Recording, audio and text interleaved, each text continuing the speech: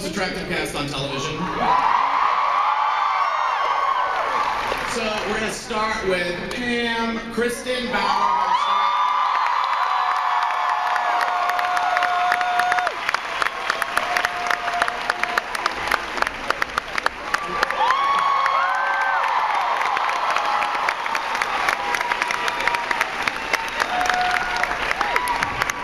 And then a little Swedish fella named Alexander.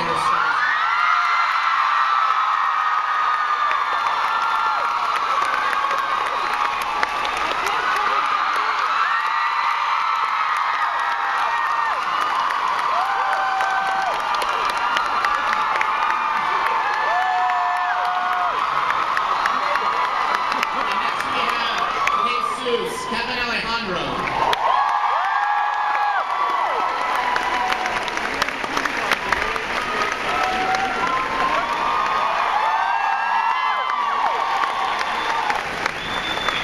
And his lover, Lafayette.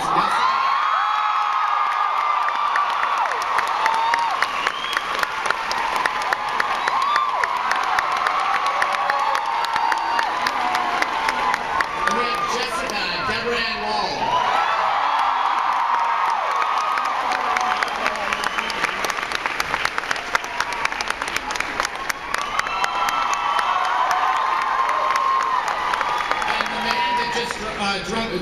Drunk her blood, Jason Stackhouse, Ryan Clark.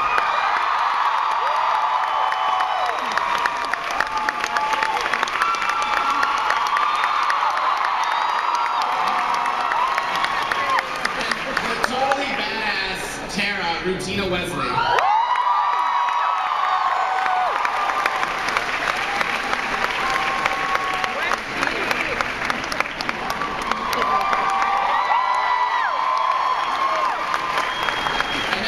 Powerful Bill Compton, Stephen Moyer.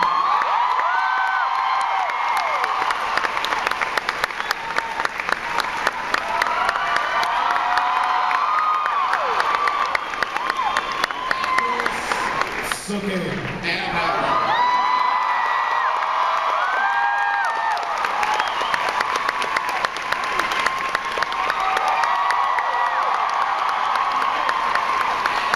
the genius man that helped bring this whole world to TV, executive producer Alan Ball.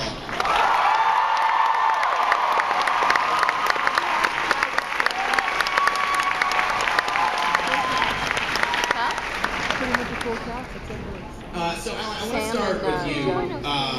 You know, we've seen serial killers like Maynard's, a crazy sheriff, now there's witches. Does Bonton have some like amazing tax credits? Like, why are people living here? There's not even like a really good restaurant. Merlot's is fine cuisine.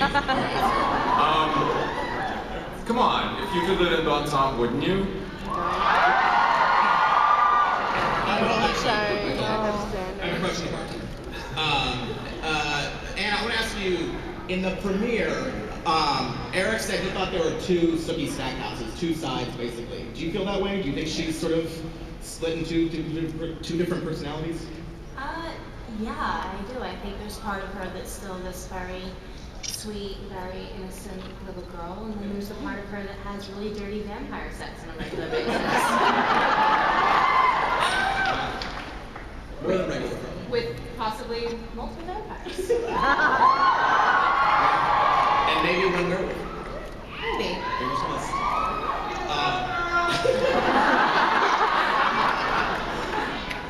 Speaking of the vampire sex, Alexander,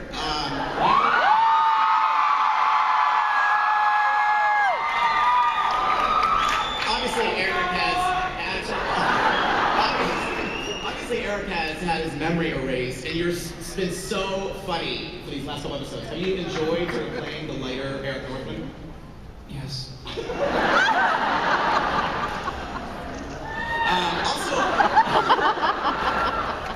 It also appears that Eric has not only erased his memory, but he has forgotten to put on shirts often.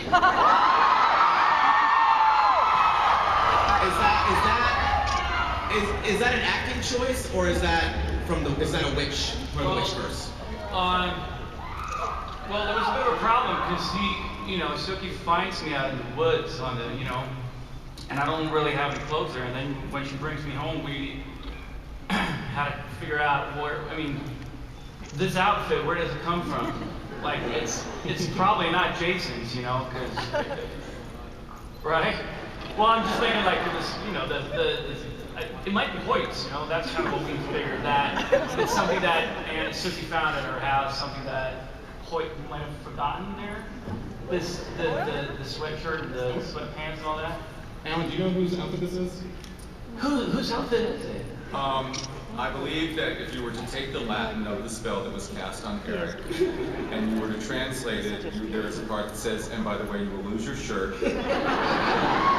And then you will find a really dorky outfit that you'll wear for several episodes in a row and still be insanely hot. Well, that's kind of the mystery of the season. Where does this outfit come from? Steven, the twisted head sexy with Lorena was kind of like probably the most sort of disturbing thing I feel like Bill's done so far. But then he screwed his great-grandparent. That's a little weird. Are we gonna see more fallout from this? Like, are we gonna still deal with this more and more? Who's the great-great-granddaughter? I'm glad that I didn't sort of go into some kind of crazy, filthy, dirty, neck-breaking sex with her and then find out that it was my... I think if Bill had done a bit of genealogy and worked out and gone to the local library, he might have been able to work out who she was. But he obviously didn't have time. Maybe it wasn't open at night. We'll they do see each other again. We'll see them see each other again. But Bill has kind of got bigger fish to fry. Keep it bubbling. Let's see. Nelson, I feel like Lafayette, does he want to explore? Does he want to explore these supernatural elements, or like with the wicked, with the witches, or do you think he's just going along with Jesus because he loves the man? I think he's going along with Jesus because he loves the dude. But I don't think he's going to step out into the supernatural. Yeah. At least not with the witches. Yeah. Kevin, kind of the same question. I feel like Jesus there's some darkness there. Like, I feel like he's a little too into Marnie and the hand-holding and like the invoking the spirits. I mean, can you tease anything? Is Jesus maybe secretly a big old bad guy? That's what I want to see. There's a little darkness in everybody, just have to watch and find out, bro. There's some good shit going on now. Speaking of good SHIT, because there are people here. Rutina, I love Tara's transformation. Like, last season she was kind of a victim. This season she's just kicking ass and taking no prisoners.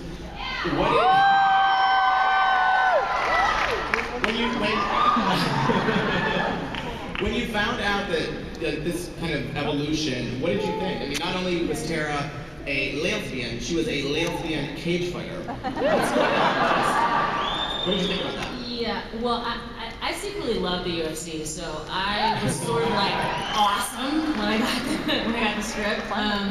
And I personally don't like labels, so I sort of think Tara kind of was sideswiped and kind of fell in love and didn't kind of know what happened.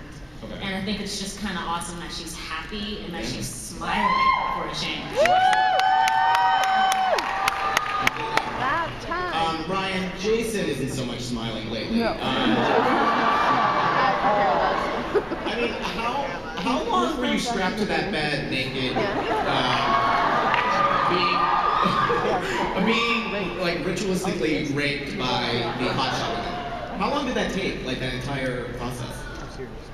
I mean, I read the first episode and I thought, well, this will probably keep up for maybe another half episode. Continue for about 4. It's really interesting for an actor. I know Anna had it sort of at the end of, or midway through the second and third season, where she was sort of strapped, well not strapped, but she was on a hospital bed for some time. It's interesting as an actor, when all you have to use is your face, and sort of particularly for Jason, who's known as being a very physical type of guy.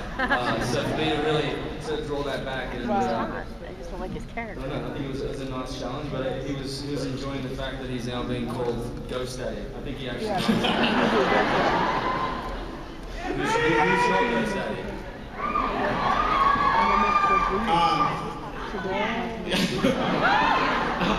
Deborah, you know, obviously you gave Jason some of your blood last week, or Jessica did. So what's going to be happening? I feel like it looked like from the teaser that you guys have some action.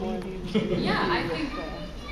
Thank you. Oh, you're too young to watch our show.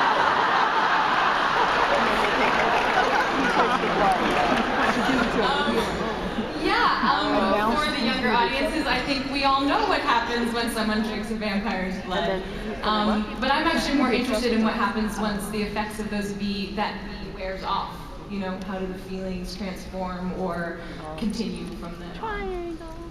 And Kristen, I want to talk about your awesome face-off with Marty last week.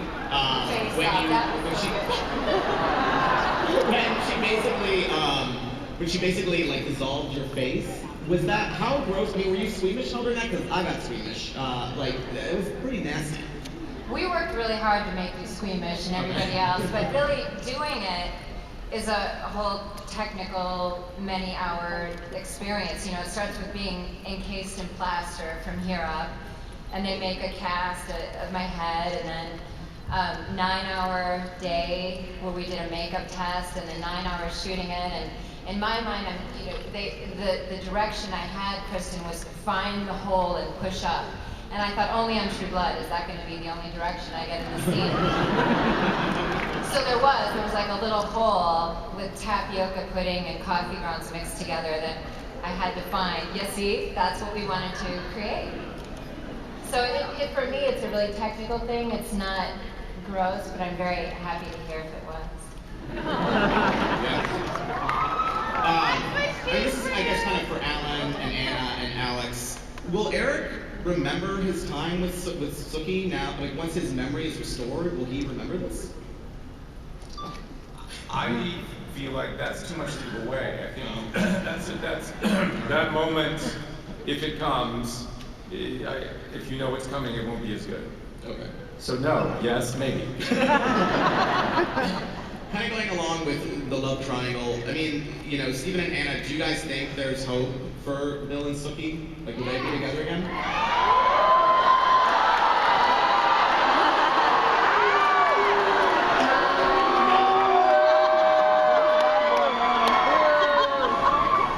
mean, I think it's going to be a pretty complicated road for that. I mean, I think there's been a lot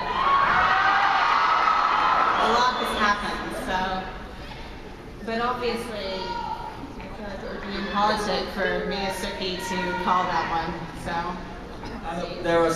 There's obviously so many telepathic waitresses down south. I mean, just move on to the next one. Oh, God, he looks so different.